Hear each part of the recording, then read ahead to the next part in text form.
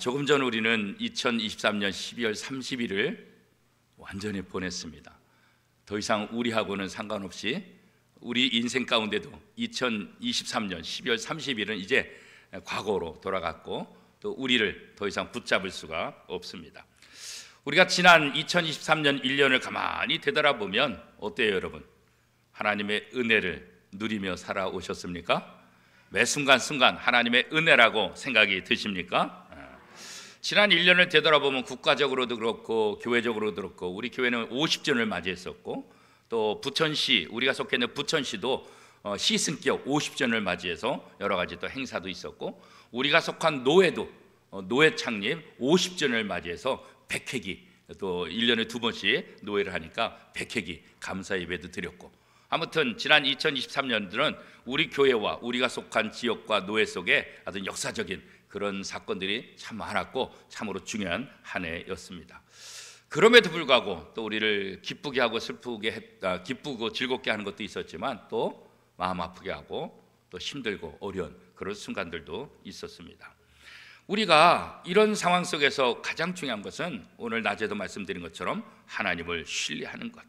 하나님을 신뢰하지 못하기 때문에 우리가 때로는 방황하고 절망할 수 있다는 것. 우리는 성경을 통해서 또 우리의 삶을 통해서 경험하게 됩니다.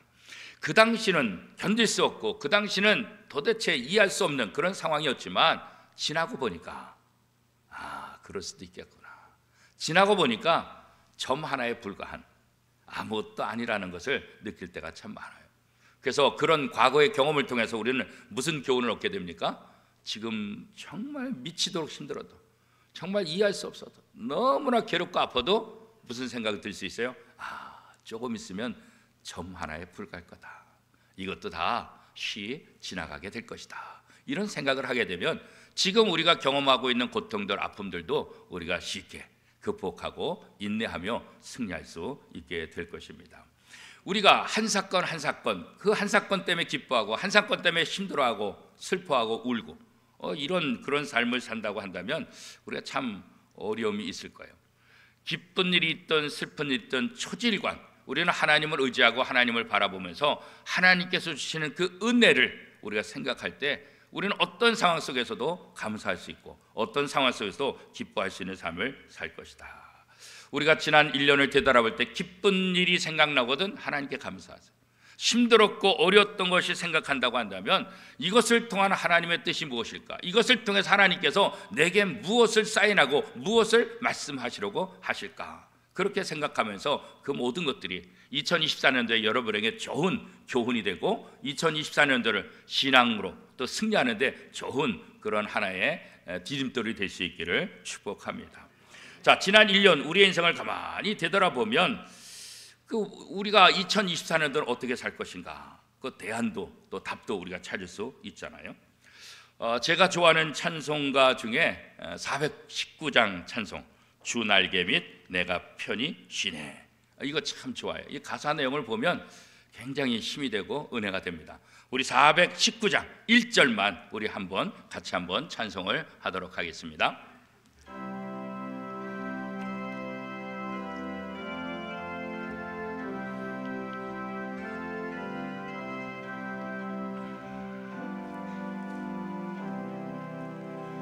주 날개 밑 내가 편안히 쉬네, 밤 깊고 비바람 불어쳐도 아버지께서 날 지켜주시니 거기서 편안히 쉬리로다. 주 날개 밑 평안하다, 그 사랑 끊을 자니뇨. 주 날개 밑 내 쉬는 영원히 거기서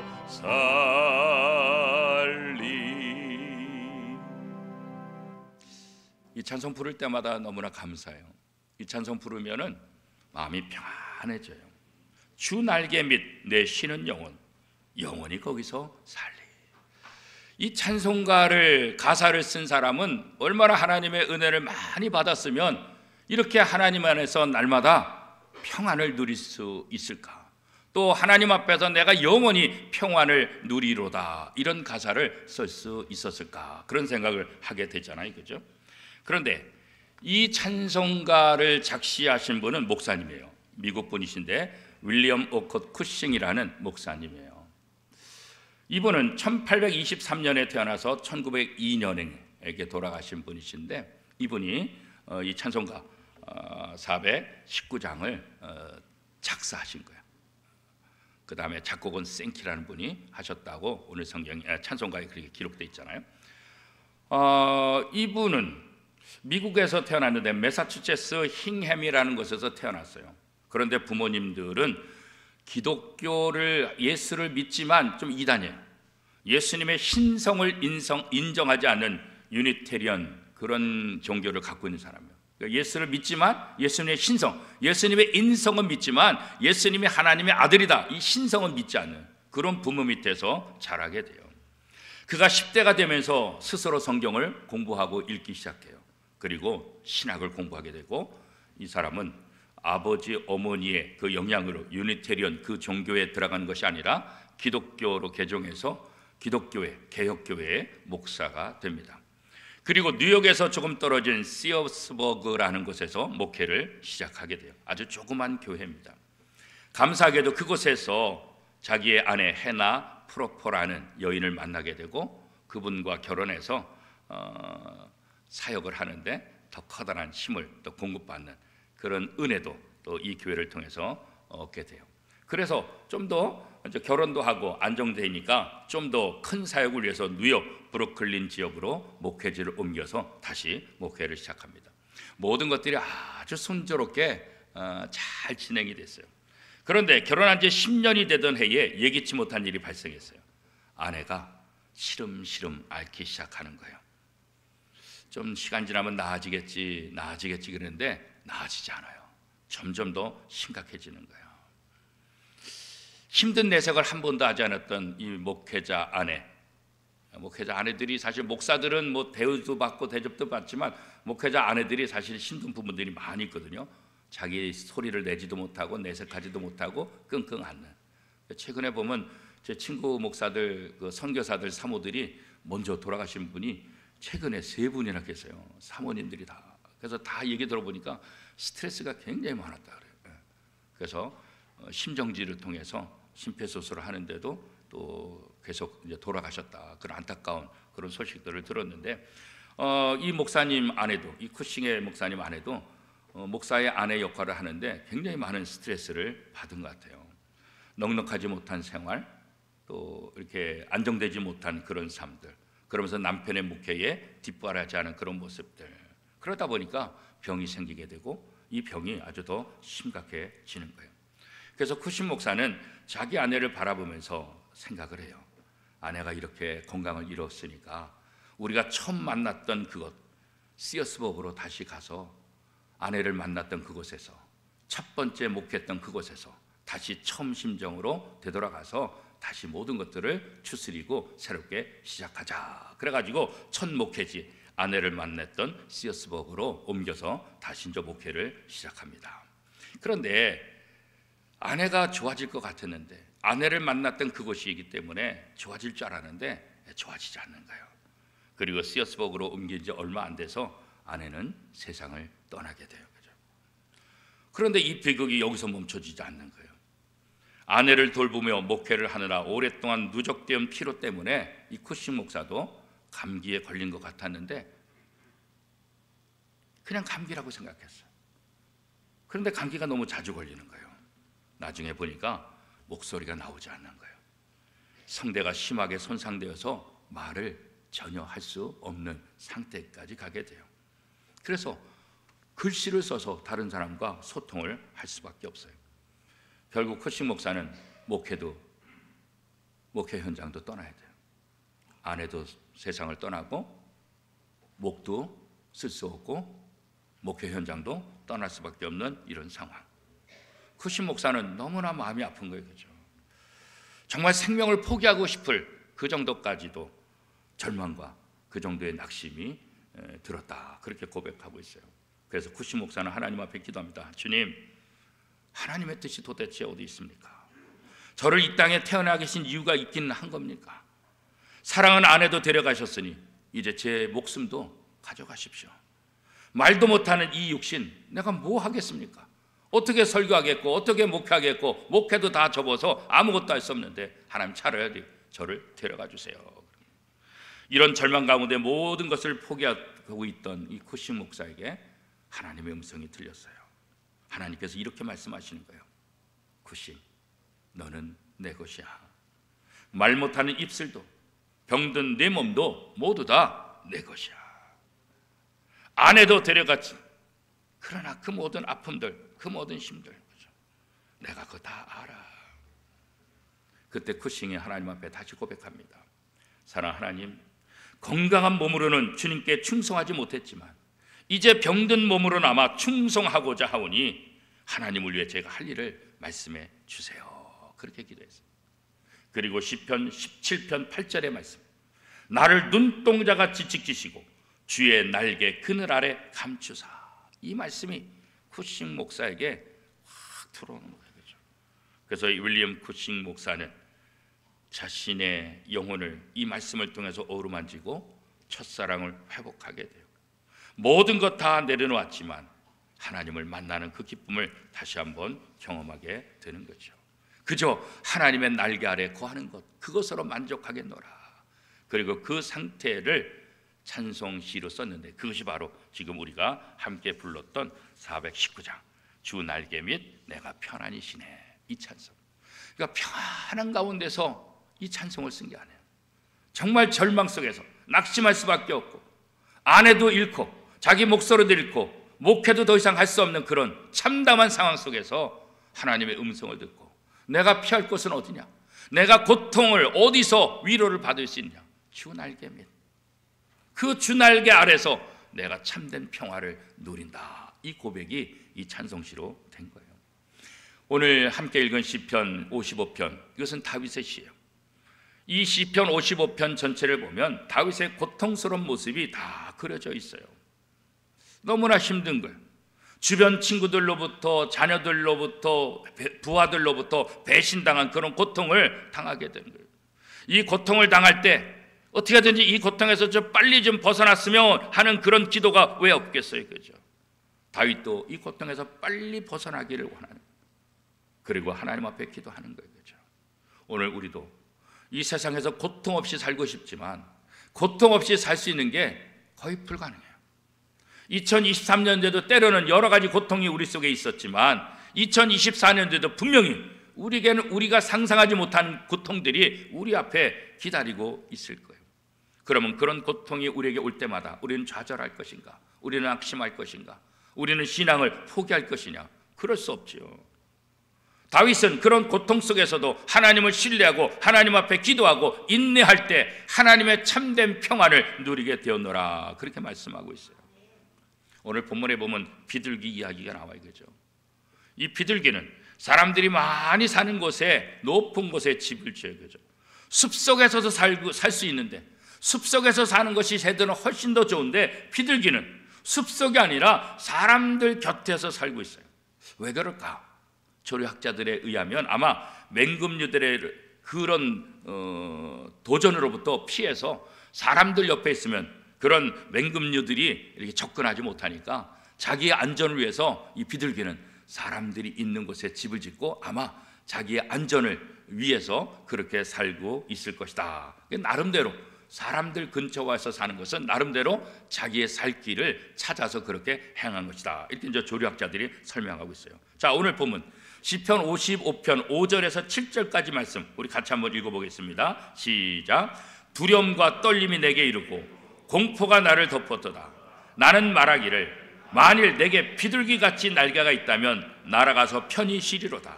내가 멀리 날아가서 광야에 머무리로다. 다윗은 두려움과 떨림과 공포가 자신을 덮고 있다고 고백하고 있어요.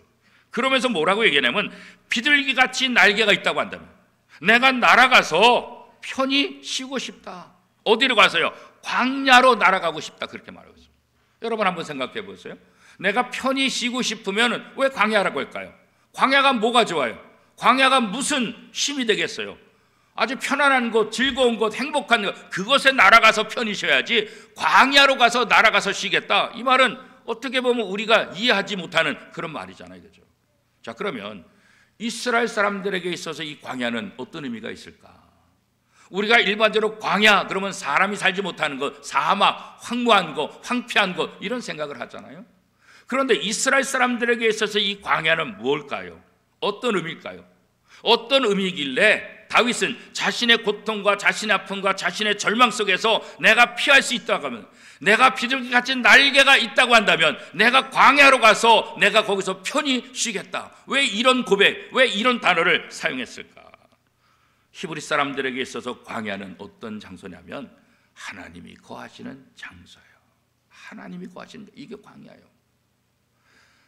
예수님보다 6개월 앞서서 하나님 나라 복음을 전했던 세례 요한, 그가 어디서 외쳤어요? 광야에서. 광야에서 외쳐 가로되 회개하라 천국이 가까웠느니라. 광야에서 누군가 외친다. 그러니까 사람들 어떤 생각하는 거예요?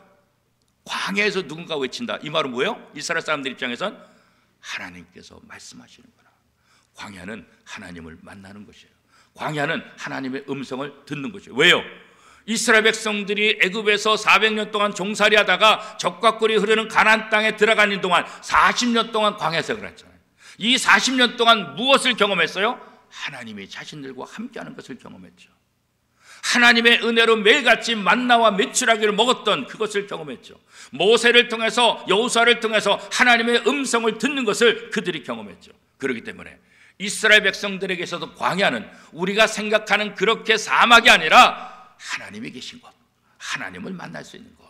그래서 다윗은 내가 비둘기같이 날개가 있다고 한다면 내가 그 광야로 가서 편히 쉬리라. 무슨 말이겠어요? 하나님께로 가서 하나님의 보호 속에서 내가 편히 쉬고 싶다. 이 말은 뭐겠어요? 하나님만이 나의 참된 평화고 하나님만이 나에게 참된 안식처가 된다. 이 고백 아니겠어요? 우리가 2024년을 살아가면서 우리가 어디로 날아가야 될까? 어디가 우리의 피난처가? 어디가 우리를 안전하게 지켜주는 곳일까? 오늘 다윗의 고백, 내가 비둘기처럼 날개가 있다고 한다면 내가 광야로 날아가서 편히 쉬리로다. 여러분들도 다윗처럼 하나님의 날개 아래 하나님이 거하시는 곳, 이 교회를 통해서 참된 평안을 누릴 수 있기를 축복합니다. 주 날개 및 내가 편히 쉬네. 이 쿠식 목사의 고백이 바로 이 다윗의 고백이에요. 힘들고 어렵지만 아내도 잃어버리고 자기의 성대도 잃어버리고 목회자도 잃어버렸지만 내가 어디서 참된 안식을 얻을 수 있을까? 하나님 품 안에서 내가 다시 회복될 수 있고 하나님 품 안에서 내가 영원히 즐거워할 수 있다. 이 찬송가의 고백, 고통 속에서 아픔 속에서 이렇게 아름다운 찬송이 나올 수 있었던 거예요. 사랑하는 성도 여러분, 이 세상을 살 때 때때로 괴롭고 힘들고 어렵고 피곤하고 낭망스럽고 그런 상황이 있을 때 우리가 어떻게 해야 될까요? 하나님 곁으로 날아갈 수 있기를 바랍니다. 다윗처럼 내가 비둘기같이 날개가 있다고 한다면 내가 광야로 가서 하나님이 거하시는 그곳에서 하나님의 음성을 듣고 하나님과 함께 영원히 편안한 삶을 살리로다. 그렇잖아요. 비둘기가 사람들이 사는 지역에 자기 집을 사는 것은 왜 그렇다고 그랬어요? 맹금류로부터 자기를 보호하려고. 우리가 모든 사탄들, 우리가 세상의 모든 악한 것으로부터 우리를 보호받을 수 있는 것은 세상이 아니에요. 하나님 품, 주님의 날개 아래 그곳에 있을 때만 우리가 안전하고 우리가 하나님의 복을 누릴 수 있게 될 것입니다.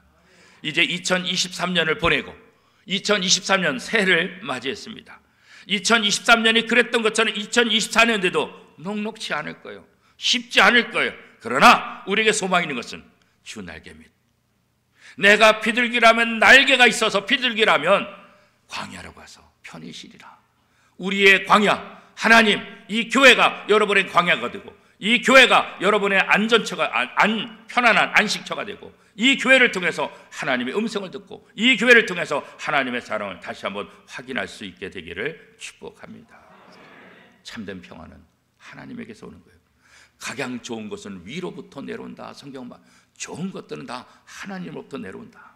하나님은 이 교회를 통해서 역사하시고 하나님은 이 교회를 통해서 말씀하시고 하나님은 이 교회를 통해서 하나님의 복을 주시겠다 말씀했어요.